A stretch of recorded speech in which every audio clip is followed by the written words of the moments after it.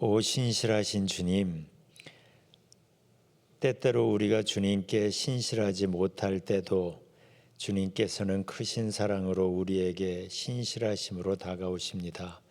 주님의 오래 참으심으로, 주님의 사랑으로 우리가 여기까지 올 수 있었음을 고백하며 겸손한 마음으로 주님을 향하여 우리의 마음을, 우리의 눈을 엽니다. 이 시간 우리가 말씀을 잠깐 보고 또 깊이 기도하려고 합니다.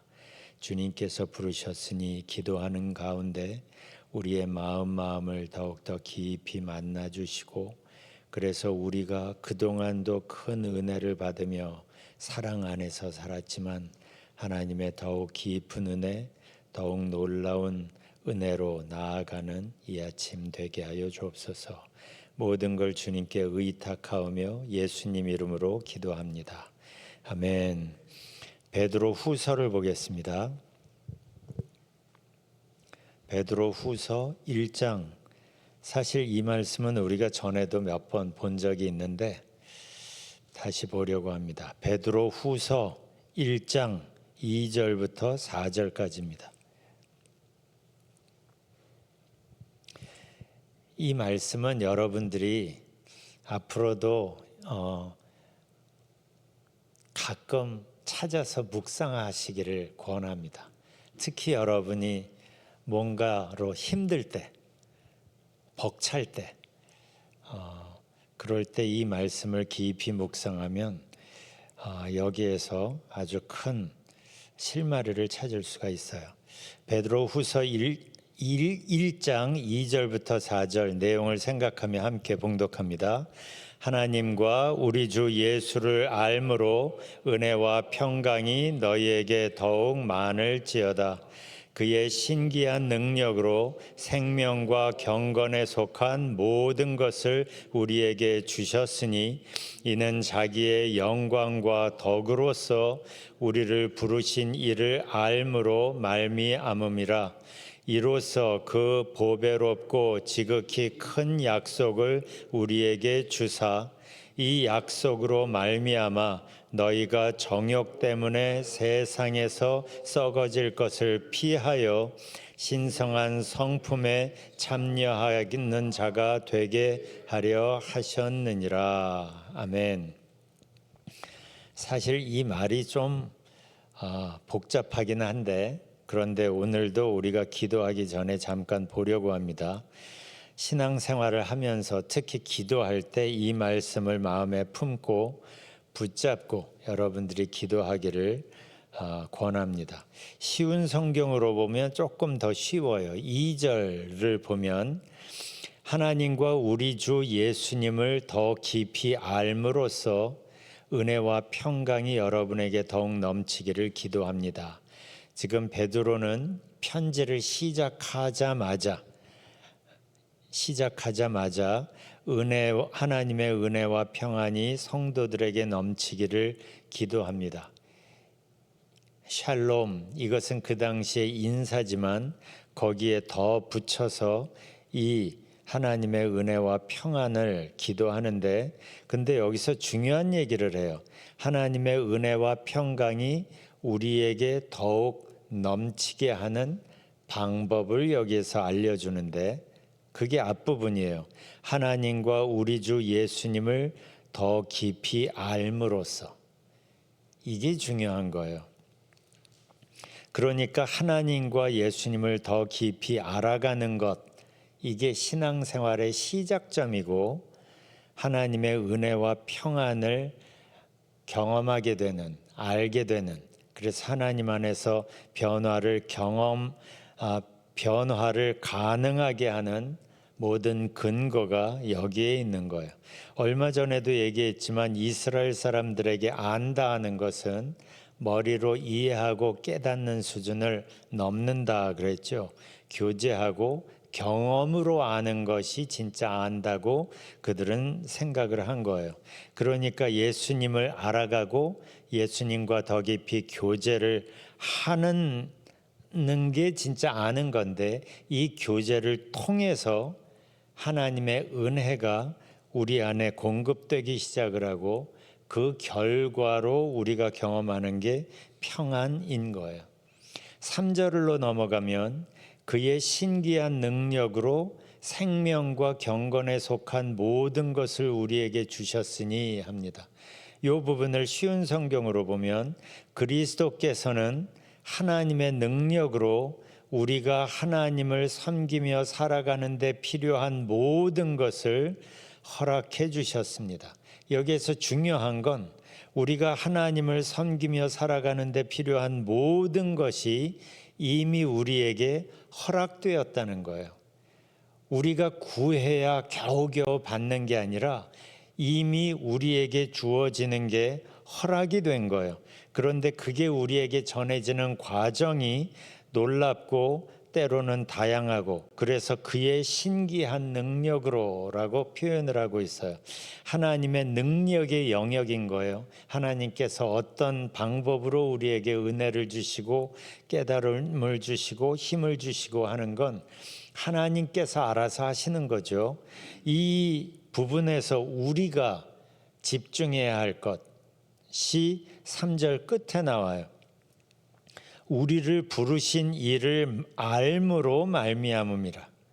쉬운 성경으로 이 부분을 보면 이 모든 것은 우리가 그분을 알 때 받게 되는 것입니다. 그러니까 우리가 예수님을 알 때 하나님께서 이미 우리에게 허락하신 것들이 우리에게 주어지는 거예요. 이걸 잘 보세요. 우리가 하나님을 섬기며 살아가는 데 필요한 모든 것은 우리에게 허락되었다고 했어요. 그런데 허락은 되었는데 그게 우리에게 어떻게 공급이 되는가, 전달되는가, 그 전달되는 게 예수님을 통해서 전달이 되는데, 그러니까 예수님을 알고 예수님과 교제를 맺는 그 교제를 통해서 우리가 경험을 할 수 있는 거예요. 그래서 베드로는 2절에서 한 얘기를 여기에서 다시 강조하는 거예요. 그게 뭐냐면 예수님을 알아가는 것, 예수님과 깊이 교제를 나누는 것, 이게 변화의 시작점이고 주님께서 이미 우리에게 주시기로 허락하신 것을 우리가 경험하는 그 통로가 되는 거예요. 이렇게 예수님을 알아가고 친해지고 또 주님과의 관계에 신뢰가 쌓여가면서 그 관계를 통해서 우리는 더 깊은 은혜를 경험하게 되고 주님의 진리를 우리가 만나게 되는 겁니다. 자, 보세요. 신앙생활을 하면서 예수님 안에서 이러한 은혜를 경험하고 이러한 진리를 만나는 사람들은 신앙생활이 항상 새로워요. 항상 새롭다는 얘기는 내가 아직 신앙생활이 뭔지를 잘 다 모르는구나라는 걸 알게 돼요. 왜냐하면 전에는 몰랐던 걸 새롭게 경험을 하니까 내가 모르는 게 더 있다는 것을 알고 더 깊이 은혜를 추구하고 사모하게 됩니다. 그런데 이런 은혜를 경험하지 못한 사람은 어느 정도 신앙생활을 하면 시간이 가면 갈수록 타성에 젖게 됩니다. 새로운 걸 알지 못하니까 내가 아는 게 다라고 생각을 하고 나는 신앙에 대해서 다 안다고 생각을 하는 거예요. 굉장히 처음에는 은혜를 받아서 시작을 했겠지만 그 끝이 아주 다릅니다. 베드로가 이걸 얘기하면서 3절 중간에서 이런 얘기를 표현을 합니다. 자기의 영광과 덕으로서, 예수님의 영광과 덕으로서라는 표현이 있는데 이 부분을 쉬운 성경은 이렇게 번역을 합니다. 그분은, 그러니까 예수님이죠. 예수님은 자신의 영광과 선함으로 우리를 불러주셨습니다. 이게 중요한 거예요. 예수님과 교제를 나누면 그 교제를 통하여서 예수님의 영광, 예수님의 선함으로 우리를 불러주시는 거예요. 그러면서 우리의 그 경험하는 은혜가 더 깊어지는 겁니다. 예수님은 당신의 선하심 안으로 당신의 영광 안으로 우리를 이끄셔요. 4절에서 이 부분을 조금 더 깊이 있게 다룹니다. 4절 처음을 보면 이로써 그 보배롭고 지극히 큰 약속을 우리에게 주사 그래요. 이 약속을 우리에게 주시면 어떻게 되냐면 이 4절이 좀 표현이 복잡한데 중간 부분 수식구를 괄호로 묶어놓고 그건 잠깐 빼놓고 4절을 다시 보면 이렇습니다.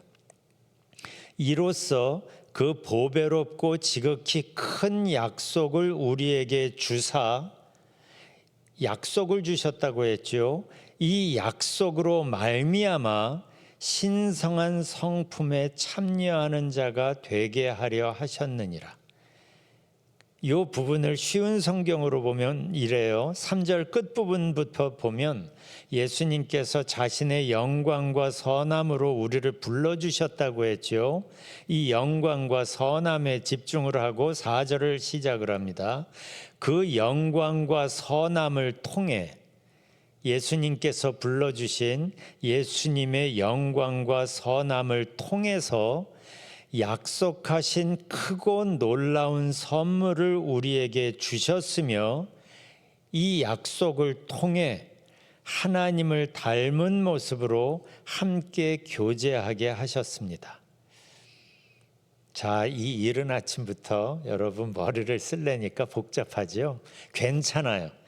이 시간은 성경 공부 시간이 아니니까 다 이해하지 못해도 좋아요. 기도하러 왔으니까 기도할 때 이걸 마음에 품고 기도했으면 좋겠다 해서 잠깐 제가 설명을 드린 건데 베드로가 여기에서 신앙생활의 단계별로 깊이 들어가는 것을 우리에게 지금 스케치하는 것처럼 보여주고 있어요.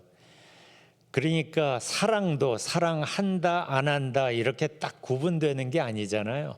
사랑이라고 해도 사랑의 깊이가 다른 것처럼 예수님도 믿는다 안 믿는다로 이렇게 흑백 논리로 되는 게 아니라 예수님을 믿는다고 했을 때 그 믿음의 깊이에 따라 그분과의 교제의 깊이를 지금 베드로가 설명을 좀 하고 있는 거예요. 첫 번째는 예수님을 알아가는 단계, 예수님을 알고 주님과 교제를 시작하는 단계가 있는 거예요. 우리는 지금 그 단계를 다 시작했죠.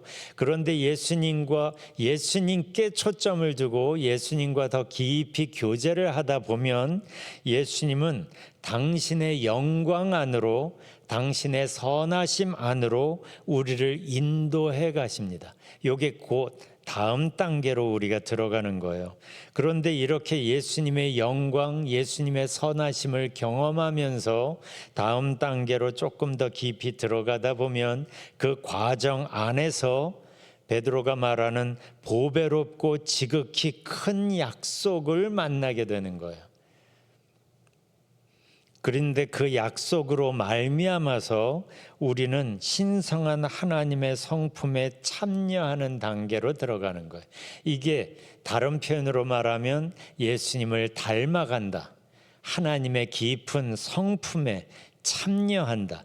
우리의 존재가 바뀌어서 하나님과 공통분모를 더 많이 갖게 되는 거죠. 공통분모를 더 많이 갖게 되면 어떻게 될까요? 교제의 깊이와 폭이 달라져요. 그래서 이 부분을 쉬운 성경은 이렇게 얘기하는 거예요. 이 약속을 통해 하나님을 닮은 모습으로 함께 교제하게 하셨습니다.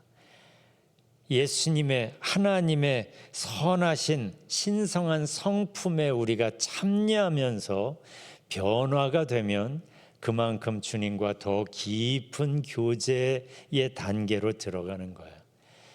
여러분들이 오늘 기도하면서 이 단계를 꿈꾸며 마음에 품으며 기도했으면 좋겠어요. 그러면 어떻게 되는가? 내가 하나님의 신성한 성품을 받으며 주님과 더 깊이 교제하다 보면 어떻게 되냐면 아까 우리가 괄호로 묶어서 건너뛴 4절 중간 부분이 이거예요.